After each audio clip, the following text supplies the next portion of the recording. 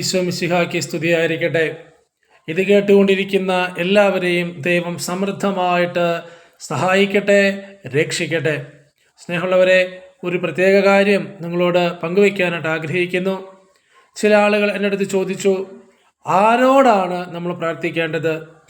ആരോട് പ്രാർത്ഥിച്ചാലാണ് എൻ്റെ ചില കാര്യങ്ങൾ നടന്നു കിട്ടുക? മാതാവിനടുത്ത് പോകണോ? അന്തോണിസുന്നാളിൻ്റെ അടുത്ത് പോകണോ? വിശുദ്ധ സെബസ്ത്യാനോസിനടുത്ത് പോകണോ?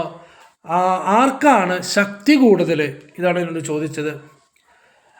ചുരുക്കത്തിൽ, വിശുദ്ധരോട് പ്രാർത്ഥിക്കണോ, അതോ മാതാവിനടുത്ത് പോയിട്ട് അഭയം തേടണോ, അതോ കർത്താവിനോട് ചോദിക്കണോ?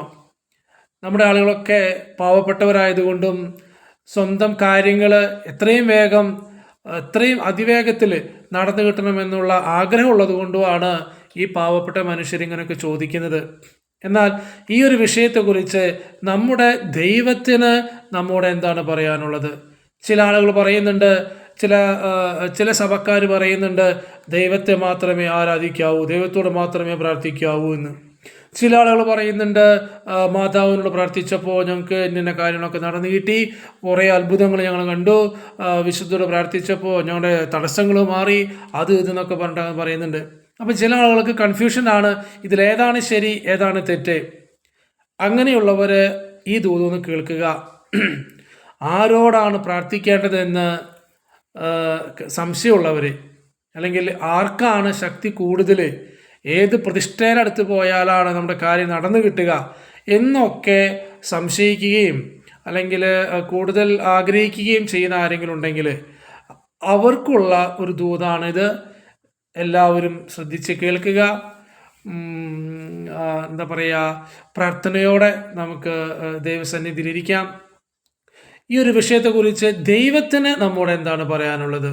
തീർച്ചയായും യേശു സുവിശേഷത്തിലൂടെ, വിശുദ്ധ ലൂക്ക അറിയിച്ച സുവിശേഷത്തിലൂടെ നമ്മോട് പറഞ്ഞു തരുന്നുണ്ട് ഈ ഒരു ചോദ്യത്തിൻ്റെ കൃത്യമായ ഉത്തരം.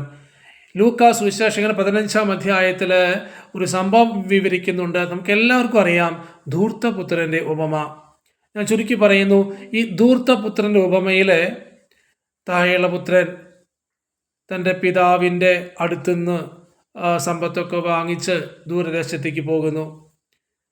അവിടെ ചെന്നിട്ട് ഇദ്ദേഹത്തിൻ്റെ കയ്യിലുള്ള പണമെല്ലാം തീരുന്നു, സുഹൃത്ത് ബന്ധങ്ങളൊക്കെ അകന്നു പോകുന്നു, വിശപ്പ് നന്നായിട്ട് അലട്ടാൻ തുടങ്ങിയിരിക്കുന്നു, ആരോഗ്യം ക്ഷീണിച്ചു, സൗന്ദര്യം നഷ്ടപ്പെട്ടു, ബന്ധങ്ങൾ അകന്നു. ഇങ്ങനെ അധപതിച്ച് നിൽക്കുന്ന ഒരവസ്ഥയിൽ ഈ മനുഷ്യൻ സുബോധത്തോടെ ഒരു കാര്യം തീരുമാനിക്കുന്നുണ്ട്. അതാണ് നമ്മളിവിടെ ശ്രദ്ധിക്കേണ്ട ഒരു വിഷയമായിട്ട് എനിക്ക് തോന്നുന്നത്. ധൂർത്തപുത്രൻ ആരോഗ്യം നഷ്ടപ്പെട്ടു, പണം നഷ്ടപ്പെട്ടു, സൗന്ദര്യം നഷ്ടപ്പെട്ടു, ബന്ധങ്ങൾ നഷ്ടപ്പെട്ടു. ഇതേ അവസ്ഥയിൽ ഇത് കേട്ടുകൊണ്ടിരിക്കുന്ന നമ്മിൽ പലരും ഉണ്ടായിട്ടുണ്ടാകാം. പണം നഷ്ടപ്പെട്ട് സങ്കടപ്പെട്ടിരിക്കുന്ന ഒരു വ്യക്തിയാണോ താങ്കൾ? എങ്കിൽ താങ്കൾക്കുള്ള മറുപടിയാണിത്. സൗന്ദര്യം നഷ്ടപ്പെട്ട് അല്ലെങ്കിൽ ആരോഗ്യമായിട്ട് ശരീരത്തിൻ്റെ ആരോഗ്യത്തെ സംബന്ധിച്ച് കഷ്ടത അനുഭവിക്കുന്ന ആരെങ്കിലും ഇത് കേൾക്കുന്നുണ്ടെങ്കിൽ നിങ്ങൾക്കുള്ള ഒരു മറുപടിയാണിത്. ബന്ധങ്ങൾ അകന്നുപോയി, ഒറ്റപ്പെട്ടു, എല്ലാവരും എന്നെ ഒറ്റപ്പെടുത്തി, അങ്ങനെയുള്ള ആരെങ്കിലും ഇത് കേൾക്കുന്നുണ്ടെങ്കിൽ നിങ്ങൾക്കുള്ള ഒരു മറുപടിയാണിത്. നമ്മുടെ പല ആളുകളും പല വിശുദ്ധരുടെ അടുത്തും മാതാവിൻ്റെ അടുത്തൊക്കെ ഓടി നടക്കുന്നത് ഈ പണത്തെ സംബന്ധിക്കുന്ന കാര്യങ്ങൾ ഒരു തീരുമാനം ഉണ്ടാകാനാണ്, ശരീരത്തെ സംബന്ധിക്കുന്ന കാര്യങ്ങൾ ഒരു തീരുമാനം ഉണ്ടാകാനാണ്, രോഗങ്ങൾ മാറുവാൻ, കുഞ്ഞുങ്ങളുണ്ടാകാൻ, വിവാഹ തടസ്സം മാറുവാൻ, അങ്ങനെയുള്ള ഉദ്ദിഷ്ട കാര്യങ്ങൾ നടക്കാൻ വേണ്ടിയിട്ടാണ് ഈ വിശുദ്ധരുടെ അടുത്തേക്ക് ഓടി നടക്കുന്നത്, അല്ലേ? അതങ്ങനെ തന്നെയാണ്. അതുപോലെ ജോലി കിട്ടാനായിട്ട്, ഇനി ഏതെങ്കിലുമൊക്കെ ബന്ധങ്ങൾ അത് കൂടുതൽ ഊഷ്മളമാകാനൊക്കെ ആയിട്ടാണ് നമ്മൾ ഇത്തരത്തിലുള്ള വിശുദ്ധരുടെ അടുത്ത്, പുണ്യാളന്മാരുടെ അടുത്ത്, ദേവിയുടെ അടുത്ത്, ദേവൻ്റെ അടുത്തൊക്കെ ഓടിപ്പോകുന്നത്.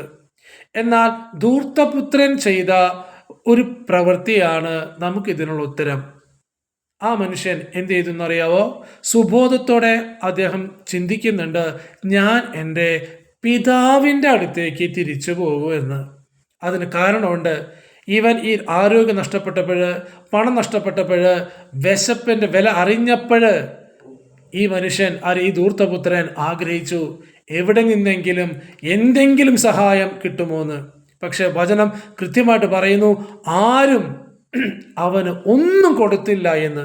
സ്നേഹമുള്ളവരെ, ഒരു വിശുദ്ധനും ഒരു പുണ്യാളനും ഒരു ദേവനും ഒരു ദേവിയും നിനക്ക് ഒന്നും തരാൻ സാധിക്കില്ല.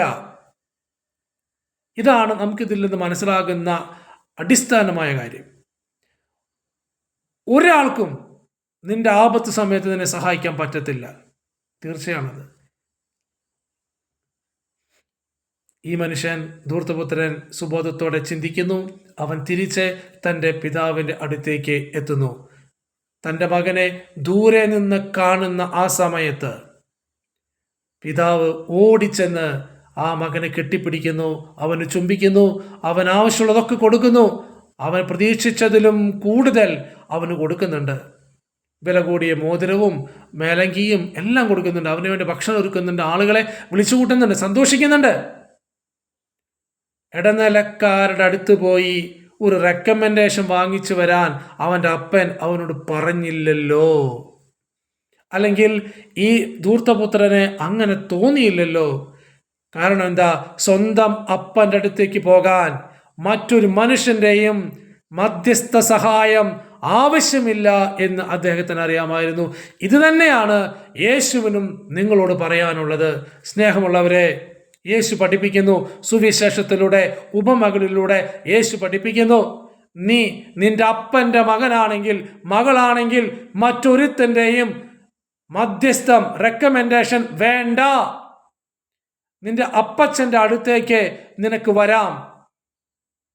നിന്റെ ഉള്ളിലിരിപ്പ് നീ പറയും മുൻപേ, നിന്റെ ആഗ്രഹങ്ങൾ, നിന്റെ പ്രാർത്ഥനകൾ നീ നിന്റെ അപ്പനായ ദൈവത്തോട് പറയും മുൻപേ അത് സാധിപ്പിച്ചു തരുന്ന, അതിനേക്കാൾ കൂടുതൽ നിനക്ക് തരാൻ കഴിയുന്നവനാണ് നമ്മുടെ ദൈവം. ഈശോ തൻ്റെ ശിഷ്യന്മാരെ പ്രാർത്ഥിക്കാൻ പഠിപ്പിക്കുമ്പോൾ ഇങ്ങനെയാ പ്രാർത്ഥിച്ചത്: സ്വർഗസ്ഥനായ ഞങ്ങളുടെ പിതാവേ.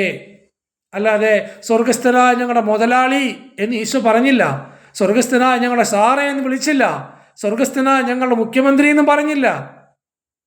സ്വർഗസ്ഥനായ ഞങ്ങളുടെ അപ്പച്ച, സ്വർഗസ്ഥനായ ഞങ്ങളുടെ ഡാഡി, സ്വർഗസ്ഥനായ ഞങ്ങളുടെ പപ്പ. ഇതാണ് ഈശോ പഠിപ്പിച്ചത്. സ്വർഗത്തിലുള്ളത് എൻ്റെ അപ്പനാണ്. ഈ അപ്പൻ്റെ അടുത്തേക്ക് മകന് ഓടിച്ചെല്ലാം, മകൾക്ക് ഓടിച്ചെല്ലാം.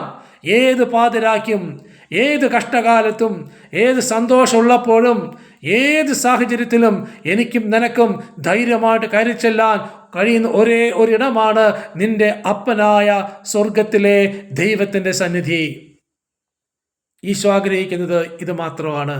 ഒരു മധ്യസ്ഥക്കാരനും ഇല്ലാതെ, ഒരു ഇടനിലക്കാരനും ഇല്ലാതെ തന്നെ നീ നിന്റെ അപ്പൻ്റെ അടുത്തേക്ക് വരിക. അപ്പൻ നിന്നെക്കുറിച്ച് പറയും, എൻ്റെ ഈ മകൻ, എൻ്റെ ഈ മകൾ ഇതുവരെയും മൃതനായിരുന്നു, അവൻ മരിച്ചുപോയിരുന്നു, എന്നാൽ ഇപ്പോൾ ജീവിക്കുന്നു. ധൂർത്തപുത്രൻ്റെ ഉപമയിലൂടെ ആ പിതാവ് പറഞ്ഞ കാര്യമാണ്. തൻ്റെ മകൻ തൻ്റെ അടുത്തേക്ക് ഓടി വന്നപ്പോൾ അവനെ കെട്ടിപ്പിടിച്ച് ചുംബിച്ചിട്ട് അവന് വില കൂടിയ മോതിരമൊക്കെ കൊടുത്തിട്ട്, സമ്മാനങ്ങളൊക്കെ കൊടുത്തതിന് ശേഷം തൻ്റെ ചുറ്റിലും കൂടിയ ആളുകളോട് പറഞ്ഞ വാക്കാണിത്. സ്വന്തം അപ്പൻ മകനെ കുറിച്ച് പറയുന്ന വാക്കാണിത്: സ്വത്ത് നശിപ്പിച്ച, പാപം ചെയ്ത, മാനം കളഞ്ഞ, ആരോഗ്യം നശിപ്പിച്ച മകനെ നോക്കി കുറ്റപ്പെടുത്തലിൻ്റെ ഒരു വാക്ക് പോലും ആ പിതാവ് ഉച്ചരിച്ചില്ല. പകരം പറഞ്ഞത്, എൻ്റെ മകൻ ഈ നിമിഷം വരെ മൃതനായിരുന്നു, എന്നാൽ അവൻ്റെ അപ്പനായ എൻ്റെ അടുത്തേക്ക് അവൻ തിരിച്ചു വന്നപ്പോൾ മുതൽ അവൻ ജീവനുള്ളവനായി തീർന്നു എന്ന്. സ്നേഹമുള്ളവരെ, ഒരു വിശുദ്ധനും നമ്മുടെ ആത്മാവിന് ജീവൻ തരാൻ കഴിയില്ല കേട്ടോ. എന്തെങ്കിലും ചെപ്പടി വിദ്യ അവിടുന്ന് ഇവിടുന്ന് കിട്ടിയെന്ന് നിങ്ങൾ അവകാശപ്പെടുന്നുണ്ടായേക്കാം. മാതാവിനടുത്ത് പോയപ്പോൾ ഞങ്ങൾക്ക് അത് കിട്ടി, ഇത് കിട്ടി. എന്തെങ്കിലും കിട്ടുന്ന നല്ല കൃപ, എന്തെങ്കിലും കിട്ടുന്ന നല്ല നമുക്ക് അഭിഷേകം. നിന്റെ ആത്മാവ് മൃതമായിരുന്നു. ആ പാപാവസ്ഥയിൽ നിന്ന്, മരണാവസ്ഥയിൽ നിന്ന് നിന്റെ ആത്മാവിനെ മോചിപ്പിച്ച് നിത്യരക്ഷയിലേക്ക്, സ്വർഗത്തിലേക്ക് എത്തിക്കുന്നത് നിന്റെ ദൈവം മാത്രമാണ്. ആ ദൈവമാണ് നിന്റെ അപ്പൻ. അപ്പൻ എന്ന് വിളിക്കാനാ ഈശോ നമ്മെ പഠിപ്പിച്ചത്. എൻ്റെയും നിൻ്റെയും അപ്പൻ സ്വർഗത്തിലെ ദൈവമാണ്. ആ ദൈവത്തിനോടാണ് നമ്മൾ പ്രാർത്ഥിക്കേണ്ടത്. ആ ദൈവത്തെയാണ് നമ്മൾ ആരാധിക്കേണ്ടത്. ആ ദൈവത്തെയാണ് നമ്മൾ മഹത്വപ്പെടുത്തേണ്ടത്. വിശുദ്ധരുടെ അടുത്ത് പോയി സമയം കളയേണ്ട ആവശ്യമില്ല. ഇതാണ് ഈശോയുടെ നിലപാട്. ബൈബിൾ ഉടനീളം നമ്മൾ പരിശോധിക്കുമ്പോൾ കാണാവുന്നതാണ്, ഒരാളും ഒരു വിശുദ്ധനോടും പ്രാർത്ഥനാ സഹായം ചോദിച്ചിട്ടില്ല. യേശുവിൻ്റെ അമ്മയായ മറിയം, മാതാവെന്ന് നമ്മൾ വിളിക്കുന്ന ആ മറിയത്തോട് പ്രാർത്ഥിച്ചിട്ടുണ്ടോ? ഏതെങ്കിലും വിശുദ്ധരെ, പത്രോസോ പൗലോസോ ആരുമായിക്കൊള്ളട്ടെ, മറിയത്തോട് പ്രാർത്ഥിച്ചിട്ടുണ്ടോ? വേറെ ഏതെങ്കിലും മനുഷ്യരെ മറിയത്തോട് പ്രാർത്ഥിച്ചിട്ടുണ്ടോ? മാതാവിനോട് പ്രാർത്ഥിച്ചിട്ടുണ്ടോ? ബൈബിളിൽ കാണില്ല. ഞാനിത് പറയുമ്പോൾ ചില ആളുകൾക്ക് ഒരു മുഷിച്ചിലുണ്ടായേക്കാം. എന്നാലും ബൈബിൾ പരിശോധിക്കുമ്പോൾ നിങ്ങൾക്ക് മനസ്സിലാകാവുന്ന കാര്യമേ പറഞ്ഞിട്ടുള്ളൂ. യേശു പഠിപ്പിച്ചത് സുവിശേഷത്തിലൂടെ, ഉപമകളിലൂടെ പഠിപ്പിക്കുന്നത് ഇത് മാത്രമാണ്. നിന്റെ അപ്പനായ നിന്റെ ദൈവത്തിനടുത്തേക്ക് വരാൻ ഇടനിലക്കാരൻ്റെ ആവശ്യമില്ല. കാരണം നിങ്ങൾ ഓരോരുത്തരും ചിന്തിച്ച് നോക്കിക്കേ, നമ്മുടെ അപ്പൻ, ആ അപ്പൻ്റെ അടുത്ത് ഒരു ആവശ്യമായിട്ട് സ്വന്തം കുഞ്ഞ് വരുമ്പോൾ അപ്പൻ എന്തെങ്കിലും പറയോ? അപ്പുറത്തെ വീട്ടിലെ നിന്നേക്കാൾ നന്നായിട്ട് ജീവിച്ച, നിന്നേക്കാൾ നന്നായിട്ട് സമ്പത്തുള്ള ഏതെങ്കിലും ചേട്ടന്മാരുടെ റെക്കമെൻഡേഷൻ കൊണ്ടുവരാൻ ഏതെങ്കിലും അപ്പം പറയുമോ സഹോദര? ഇല്ലല്ലോ. അതിനേക്കാൾ മോശമാണോ നീ ദൈവമെന്ന് വിളിച്ച നിൻ്റെ അപ്പൻ? ആണോ? അല്ലല്ലോ. ദൈവത്തെ പോലെ നല്ലവനായി വേറെ ആരുമില്ലല്ലോ. പാപികളിൽ പാപികളായ മനുഷ്യരെ സ്വന്തം കുഞ്ഞുങ്ങളോട് വളരെ സ്നേഹത്തോടെ പെരുമാറുന്നുവെങ്കിൽ സ്വർഗത്തിൽ അപ്പനായ നമ്മുടെ ദൈവം നമ്മുടെ ക്രൂരമായിട്ട് പെരുമാറുമോ? ഇല്ലല്ലോ. അതുകൊണ്ട് ധൈര്യമായിരിക്കുക. നീ നിന്റെ ദൈവത്തോട് പ്രാർത്ഥിക്കുക, ദൈവത്തെ മാത്രം ആരാധിക്കുക. നിനക്ക് ആവശ്യമുള്ളത് ദൈവം സാധിപ്പിച്ചു തരും. നിനക്ക് ആവശ്യമുള്ളതെല്ലാം, നിന്റെ ജീവിതത്തിൽ ആവശ്യമുള്ളത് എന്തോ അതെല്ലാം നിറവേറ്റിത്തരാൻ കഴിയുന്നവനെയാണ് സർവശക്തൻ എന്ന് നാം വിളിക്കുന്നത്. അതേ സർവശക്തനെയാണ് നമ്മൾ അപ്പ എന്ന് വിളിച്ചത്, നമ്മൾ ദൈവം എന്ന് വിളിച്ചത്. ഈ ദൈവത്തെയാണ് യേശു ക്രിസ്തു പരിചയപ്പെടുത്തി തന്നത്. ഈ ദൈവത്തെയാണ് യേശു അപ്പച്ച എന്ന് വിളിക്കാൻ നമ്മെ പഠിപ്പിച്ചത്. ഓർമ്മയിലിരിക്കട്ടെ, നമുക്ക് പ്രാർത്ഥിക്കാവുള്ളത് ആരോടാണ് നമ്മൾ പ്രാർത്ഥിക്കേണ്ടത്? ദൈവത്തോട് മാത്രമേ പ്രാർത്ഥിക്കാവൂ. ദൈവത്തോട് മാത്രമേ നമ്മൾ പ്രാർത്ഥിക്കാവൂ. ദൈവത്തെ മാത്രമേ നമ്മൾ ആരാധിക്കാവൂ. ഈ ഒരു ചിന്ത നമ്മുടെ ഉള്ളിലിരിക്കട്ടെ. ദൈവം സമൃദ്ധമായിട്ട് ഏവരെയും അനുഗ്രഹിക്കട്ടെ. ആമേൻ.